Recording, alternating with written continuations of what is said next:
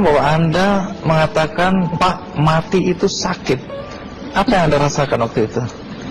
Rasa dada sesak, itu sakitnya tuh seperti ditusuk pedang, terus seperti kulit binatang Dikuliti gitu? dikuliti hidup-hidup.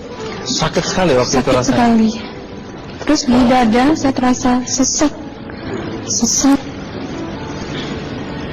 Setelah itu paman saya mengajar saya mengucap kalimat thayyibah,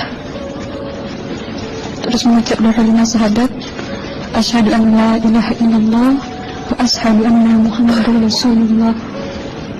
Apa betul waktu roh Anda itu dicabut dari kaki itu, Iya. Anda bisa melihat jasad Anda? Sempat saya melihat jasad saya pada waktu itu, tapi sebentar.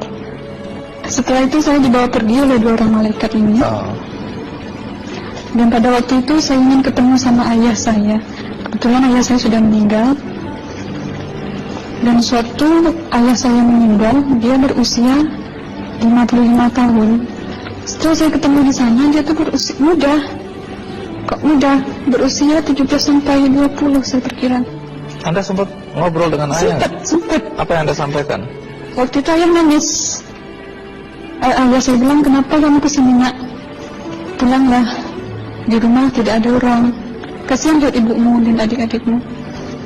Tidak ayah, janjiku sama Allah sudah sampai. Dan pada waktu itu ayah saya menangis. Nangisnya. Lalu apa yang dia ucapkan? Diam aja dia. Bersilang. Kembali ke malaikat tadi, bentuk yang Anda lihat seperti apa malaikat ini? Dia ini laki-laki, tapi mukanya sama semua. Berapa malaikat? Dua. Iya. Fisiknya seperti apa? Seperti berserban, berpakaian ihram, mukanya sama. Wajahnya seperti apa? Wajahnya sulit saya gambarkan.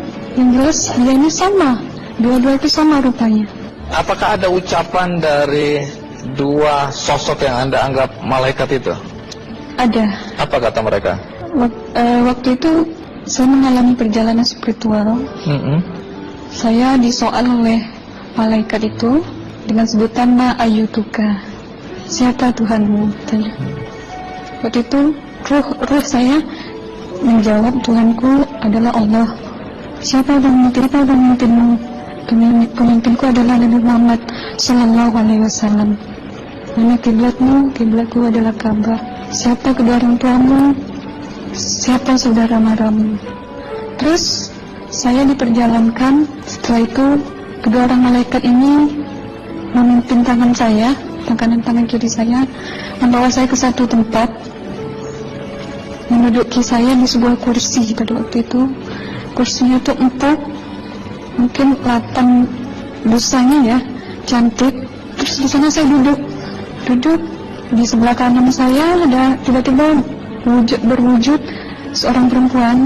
Dia mengaku Amal. Kamu siapa? Saya, aku adalah amalmu semasa kamu hidup di atas dunia. Dan selama kamu di sini, saya akan menemanimu sampai yaumul akhir, itu katanya. Dan pada waktu itu saya melihat perempuan-perempuan solehah berpakaian muslimah, berkerudung, mencium pipi kanan, pipi kiri. Mungkin salam perkenalan pertama waktu menduduki di situ. Setelah itu saya dihijrahkan lagi, dibawa oleh dua orang malaikat ini lagi, melihat dosa-dosa besar ya. Di sana saya diperlihatkan ada seorang laki-laki memikul besi di bahunya. Saya perkirakan besi itu mungkin beratnya tuh berton kali ya. Berat sekali ya? Berat sekali. Terus dia berjalan nggak sampai ke tujuannya. Berlumuran darah nanah, baunya na'udzubillah misalnya. Bajunya tuh sobek-sobek. Waktu itu ruh saya disaksikan oleh Amal. Saya tanya kepada Amal, ruh tanya sama Amal, wahai amalku, dosa apakah yang manusia ini lakukan sewaktu ia hidup di atas dunia? Amal menjawab pada waktu itu, sewaktu manusia ini di atas dunia, dia ini adalah menyantet orang, menemuh orang. sehingga dia berjalan nggak sampai yaumul akhir katanya. Yang kedua, saya melihat ada seorang laki-laki saling bunuh-membunuh. Sebentar kayak gitu lagi. Suatu manusia ini hidup di atas dunia, dia adalah seorang pembunuh, hingga dia tidak mau bertanggung jawab terhadap orang yang dibunuhnya. Terus yang ketiga, saya melihat ada seorang laki-laki dihujam kemaluannya pakai besi panas, timah panas itu ya, hingga menembus. Waktu itu roh bilang sama amal, wahai amalku, dosa apakah yang manusia ini hidup di atas dunia? Amal waktu itu menjawab, suatu manusia ini hidup di atas dunia, manusia ini adalah seorang perzina. Setelah itu saya melihat ada seorang laki-laki dihujam kemaluannya pakai besi panas, timah panas itu ya, hingga menembus.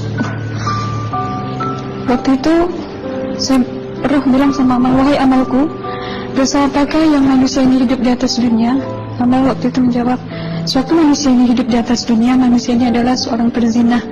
Setelah itu saya melihat ada seorang laki-laki disebati oleh rotan.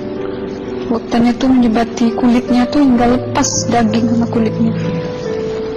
Itu amal menjawab, suatu manusia ini hidup di atas dunia, dia ini tidak pernah sholat Islam,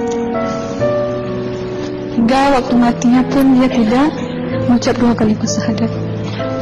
Dan pada waktu itu roh sama amal sempat menghafiz Quran pada waktu itu dengan harapan supaya orang manusia yang Allah siksakan ini bisa terampuni dosanya. Jadi masih sempat waktu itu ya? Iya, roh sama amal yang menghafiz Quran, bertahzim, bersalawat, baca ayat 1000 dinar, membaca Yasin. Tapi sayang, bahkan tambah banyak Allah tidak mengampuni dosa-dosa mereka, sayangnya. Setelah itu, akhirnya yang terakhir kali berzikir.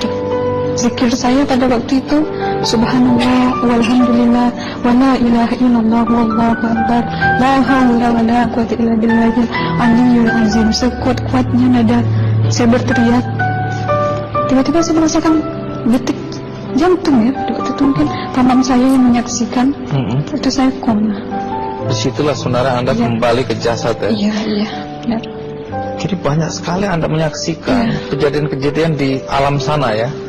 Nah, menarik karena waktu kami menghubungin Mbak Aslina, pada dasarnya Mbak Aslina keberatan menceritakan kembali kisahnya. Tapi kalau toh akhirnya Anda mau sampai di sini dan Anda sudah bercerita, apa harapan Anda pada orang-orang yang mendengarkan kisah ini? Ya, harapan saya pertama, ya lebih banyak menyambut puasa ya, lebih banyak mendekat diri aja sama Allah, perbanyakkan amalan soleh, perbanyakkan zikir, perbanyakkan sholawat, baca Quran, dan sebagainya. Itu harapan Anda ya? Iya.